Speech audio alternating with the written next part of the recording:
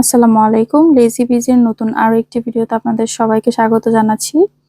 তো ভিডিওটা মাঝখান থেকে দেয়া হয়েছে কারণ এর আগের ভিডিও ক্লিপগুলো কোনো একটা কারণে ডিলিট হয়ে গেছে। তো আমরা এখন বর্তমানে কাতার এয়ারপোর্টে আছি।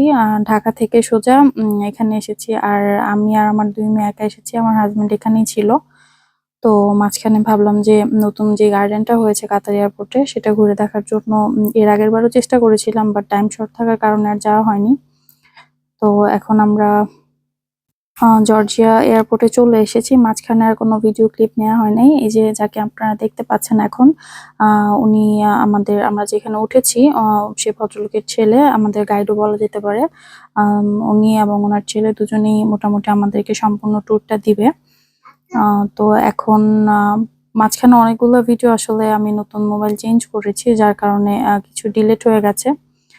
তো অনেক মানে প্রায় এয়ারপোর্ট থেকে আমরা যেখানে উঠেছি এর ডিস্টেন্স ৫৫ কিলোমিটারের মতো হবে। আর আশপাশে যাই ভিউ দেখছি সম্পূর্ণটাই পাহাড়। কোথাও মানে সমতল খুব কমই দেখা গেছে। তো এর মধ্যে আমরা রুমে চলে এসেছি। আসলে সবকিছুই খুব ফাস্ট ফরওয়ার্ড হচ্ছে, যেহেতু আমার ওই মোবাইলে অনেকগুলো ভিডিও ক্লিপ ছিল। তো এই বাসাটাতে এর আগেও আমার হাজবেন্ড এসেছিল, তাই মোটামুটি ওর অনেকটা চিনা। আর ওরা যারা কাতার এয়ারওয়েজের স্টাফ আছে ওরা বেশিরভাগ সময়ই এখানে আসে। তো এখানে আমরা আসার পর আর তেমন কোনো মানে ভিডিও ক্লিপ করা হয়নি। আমরা কিছুক্ষণ রেস্ট নিয়েছি, রেস্ট নিয়ে ফ্রেশ হয়ে তারপর আমরা এখন বের হয়েছি।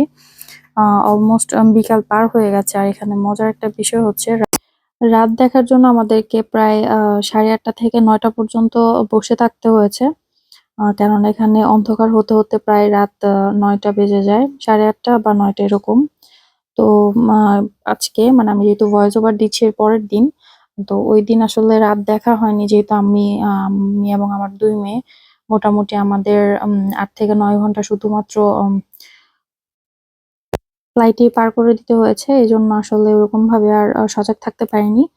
তো ফ্রেশ হয়ে আমরা পাশেই একটা রেস্টুরেন্টে গিয়েছিলাম। আর এখানে খাবার অনেক ভেবেচিন্তে চুজ করতে হয়, যেহেতু এখানে বেশিরভাগ মানে 99.99% খ্রিস্টান ধর্মের। তো ওদের জন্য আসলে খাবার এরকম হালাল কিংবা আদার্স এগুলো তো আর ওদের বাছাই করতে হয় না, বাট আমাদের এগুলো অনেক দেখে তারপর অর্ডার করতে হয়েছে। তো এখানে আমরা স্যুপ অর্ডার করেছিলাম। আর এখানে স্যালমন ফিশ ছিল। তো মোটামুটি এর মধ্যে আমাদের রাতের খাবার এগুলো দিয়ে আমরা সেরে নিয়েছি। কারণ এক্সট্রা আর তেমন কোনো অপশন ছিল না। যাই হোক, আফটার অল মাছে ভাতে বাঙালি, ভাত না খেলে তো ওরকম ভাবে আসলে স্যাটিসফাই হওয়া যায় না। তারপর আলহামদুলিল্লাহ যাই পেয়েছি।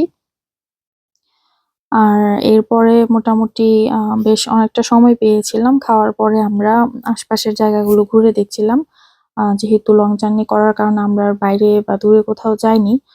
বাচ্চারা যেকোনো মুহূর্তেই বিরক্ত হয়ে যেতে পারে এই ভেবে আশপাশে যে জায়গাগুলো আছে আমরা সেগুলো এক্সপ্লোর করছিলাম।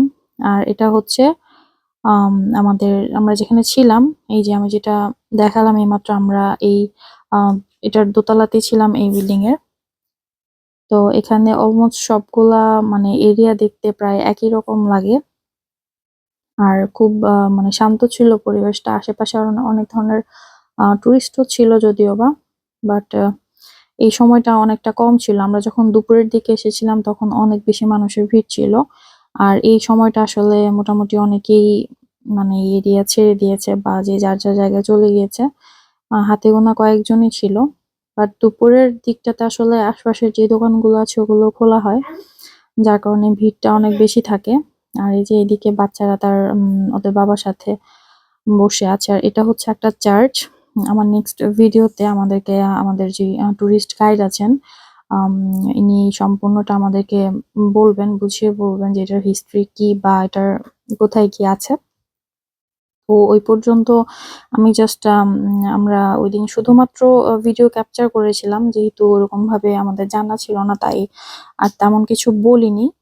তো এই সম্পর্কে আর এখন আর বলছি না। আপনারা জাস্ট ভিডিওটা এনজয় করুন। আমি এর মধ্যে আর কোনো ভয়েস ওভার দিচ্ছি না। আশা করি আপনাদের ভিডিওটা ভালো লাগবে।